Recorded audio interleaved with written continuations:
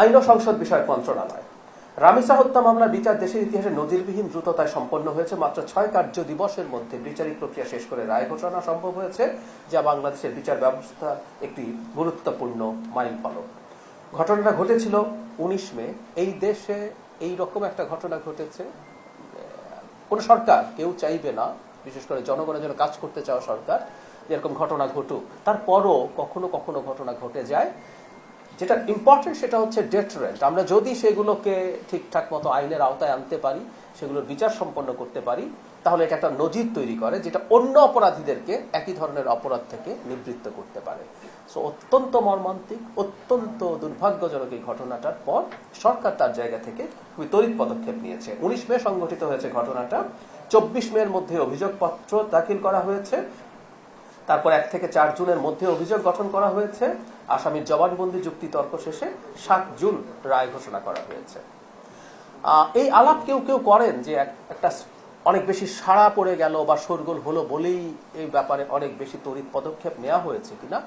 আমরা একটা কথা একটু বলতে চাই, যখন একটা সমাজে কোনো কিছু অনেক বেশি আলোচিত হয়, সেটা নিয়ে আমরা বলছি না যে কোনো হত্যাকাণ্ড, যে কারো কারো মৃত্যু ছোট ব্যাপার। প্রত্যেকটা মৃত্যু একই পরিমাণ মর্মান্তিক, একই পরিমাণ দুর্ভাগ্যজনক। প্রতিটি ধর্ষণ একই রকম ব্যাপার। সেখানে অত্যন্ত কম বয়স্ক একজন শিশুর জীবনে এটা ঘটেছে। কিন্তু যখন এই ঘটনাগুলো প্রচুর জনমানসে প্রভাব ফেলে, তখন দ্রুত তড়িৎ পদক্ষেপ নেওয়াটা, আবারও বলছি, সেটা ভবিষ্যৎ পটেনশিয়াল অপরাধীদেরকে বার্তা দেয়। ন্যায় বিচার নিশ্চিত করার জন্য আপনারা জানেন, আসামি পক্ষে রাষ্ট্রপক্ষ আইনজীবী নিয়োগ করেছেন, কারণ আসামি পক্ষে আইনজীবী হিসাবে কেউ কাজ করতে চাননি। আইনমন্ত্রী জানান, আইন অনুযায়ী মামলার নথি ডেথ রেফারেন্স কনফার্মেশনের জন্য হাইকোর্ট বিভাগে পাঠানো হবে। সরকারের প্রত্যাশা, সংশ্লিষ্ট আদালত বিষয়টিকে অগ্রাধিকার ভিত্তিতে বিবেচনা করলে পরবর্তী বিচারিক ধাপগুলো দ্রুত সম্পন্ন করা সম্ভব হবে। আপনারা জানেন, বিচার বিভাগ একটা আলাদা স্বাধীন বিভাগ।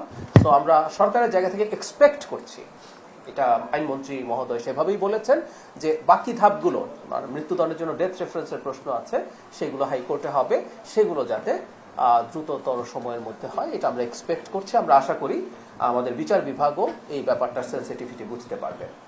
বাংলাদেশ পুলিশ, স্বরাষ্ট্র মন্ত্রণালয় রামিসা ধর্ষণ হত্যা মামলায় অত্যন্ত অল্প সময়ের মধ্যে নিখুঁতভাবে ডিএনএ টেস্ট ও ময়নাতদন্ত সম্পন্ন করে আদালতে চার্জশিট দাখিল করা হয়েছে। রামিসা হত্যা মামলার বর্বরতা ও গুরুত্ব বিবেচনা করে এর ডেথ রেফারেন্স শুনানিটি যেন আইনগত প্রক্রিয়া মেনেই সিরিয়ালে কিছুটা এগিয়ে আনা যায়, সেজন্য সুপ্রিম কোর্ট এবং অ্যাটর্নি জেনারেলের কার্যালয়ের দৃষ্টি আকর্ষণ করার চেষ্টা করা হচ্ছে। আবারও বলছি, এটা আমরা রিপিট করছি, কেউ ভুল যেন না বোঝেন। বিচারিক প্রক্রিয়া বিচার বিভাগের ব্যাপার। সরকার যেটা করতে পারে, সরকার তার জায়গা থেকে অনুরোধ করতে পারে, এবং সরকারের অনুরোধ যেটা সরকার করবেন, আমি অনুমান করি আমাদের জনগণও সেভাবেই চান। এই প্রসেস মতোই হোক, কিছুটা প্রায়োরিটি দিয়ে তালিকায় যাতে আগে আসে, সেই জিনিসটা যদি হয়, এই নজিরটা আমাদের ভবিষ্যতের জন্য ভালোভাবে কাজ করবে। স্থানীয় সরকার পল্লী উন্নয়ন সমবায় মন্ত্রণালয়, আপনারা জানেন, কোরবানির পরে একটা বড় কাজ থাকে। বিভিন্ন জায়গায় যে পশু কোরবানির বর্জ্য থাকে, খুব দ্রুততম সময়ের মধ্যে সেটা হয়েছে। ঢাকা থেকে 51,000 টনের বেশি কোরবানির পশুর বর্জ্য অপসারণ করা হয়েছে। এবং আপনারা জানেন, মাননীয় প্রধানমন্ত্রী নিজে এটা মনিটর করতে গিয়েছিলেন, এবং কিছু কিছু সমস্যা পাওয়ার কারণে 2 কর্মকর্তাকে, দক্ষিণ সিটি উত্তর ও দক্ষিণের 2 কর্মকর্তার বিরুদ্ধে ব্যবস্থাও নেওয়া হয়েছে।